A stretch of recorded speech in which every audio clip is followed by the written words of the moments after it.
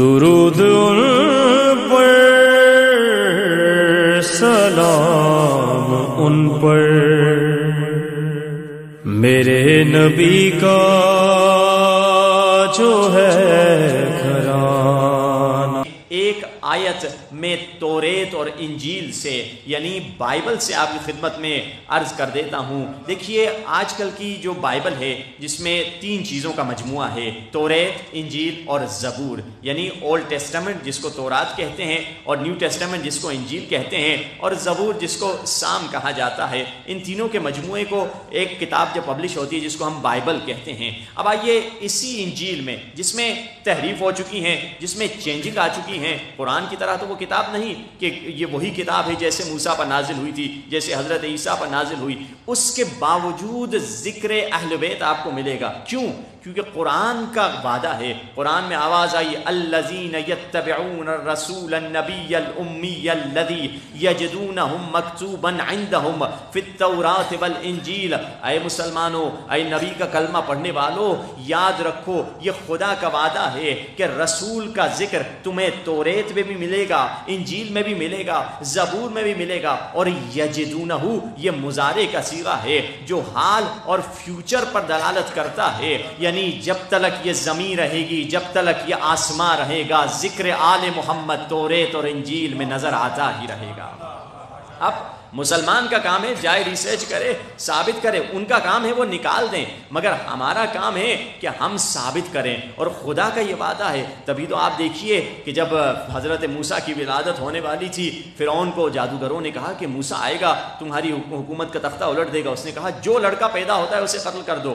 70,000 بچوں کو قتل کیا۔ خدا سے کہیں کہ خدایا اتنے بچے قتل ہو رہے ہیں، تو نے کوئی کوشش نہیں کی؟ خدا کی آواز آئے گی میرا کام کا طریقہ اور ہے۔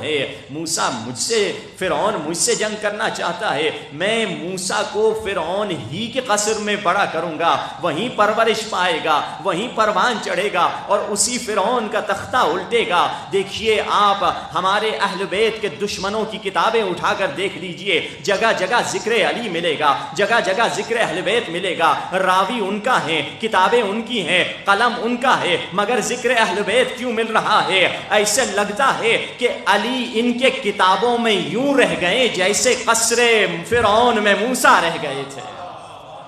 جیسے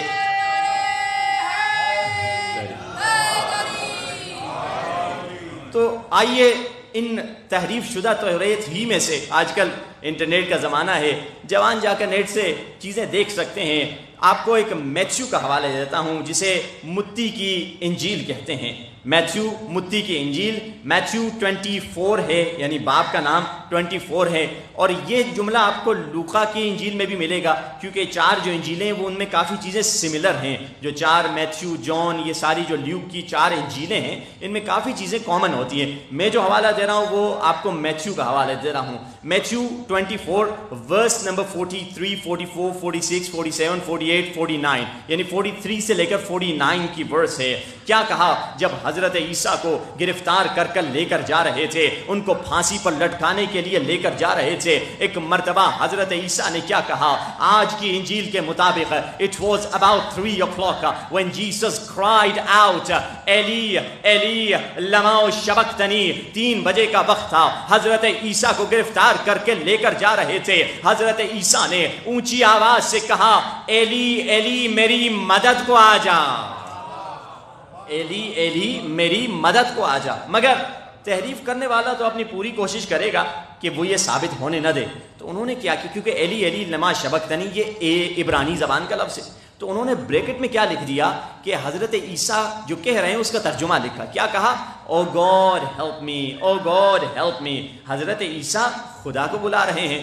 کہتے ہیں نا کہ جھوٹا انسان اس کا حافظہ بڑا کمزور ہوتا ہے، ایک جگہ جھوٹ بولتا ہے آگے جا کے پکڑا جاتا ہے، آگے اپنے جھوٹ کو جسٹیفائی نہیں کر سکتا۔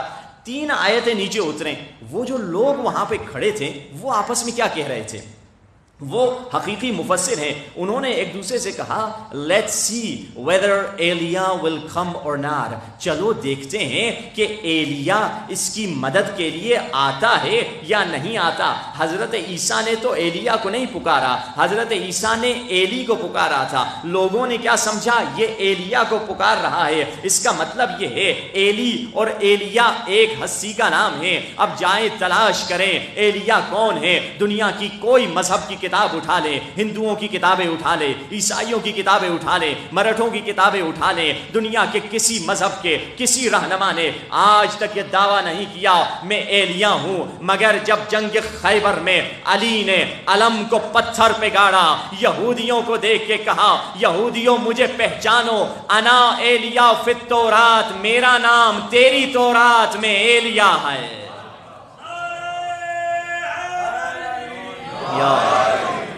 یہ وہ علی ہیں کہ ان کا ذکر آپ کو توریت میں بھی ملے گا، انجیل میں بھی ملے گا۔ تبھی تو مشہور واقعہ ہے تاریخ میں، مولا علی ایک جگہ سے گزر رہے ہیں، دیکھا سامنے دریا ہے، کوئی نہیں تھا، کہا کہ کوئی کشتی کوئی پل کا نہیں ہے، ایک راہب در برابر میں بیٹھا ہوا تھا۔ مولا نے کہا ہم اپنا بندوبست خود کر لیں گے، دریا کراس کر لیں گے۔ مولا نے اولي الامر تھے، ہوا کو حکم دیا، ہوا نے علی کے قدم چومے، علی کو دریا کے ایک کنارے سے دوسرے کنارے لا دیا۔ یہ راہب منظر دیکھ رہا تھا، راہب اپنی جگہ سے اٹھا، کہنے لگا اے ہوا کے ذریعے سے دریا کے ایک کنارے سے دوسری طرف جانے والے، ذرا مجھے بھی دیکھ میں کیسے دریا کراس کرتا ہوں۔ اب اس نے ایک ذکر پڑھنا شروع کیا، ذکر پڑھنے کے بعد ایک مرتبہ پانی پر اس نے قدم رکھا، پانی اس کے لیے پتھر بن گیا اور دریا پہ چلتا چلتا مسکراتا ہوا اس طرف پہنچا۔ مولا نے کہا جب تم دریا پر چل رہے تھے تم ایک ذکر کر رہے تھے، کہا یہ آسمانی ذکر ہے، یہ عرشی ذکر ہے، یہ نورانی ذکر ہے، یہ عظمتوں والا ذکر ہے۔ وہ ذکر جو میں کر رہا تھا وہ کیا تھا؟ میں کہہ رہا تھا یا ایلیا یا ایلیا یا ایلیا۔ مولا نے فرمایا انا ایلیا فی الانجیل، میرا نام تمہاری انجیل میں ایلیا ہے۔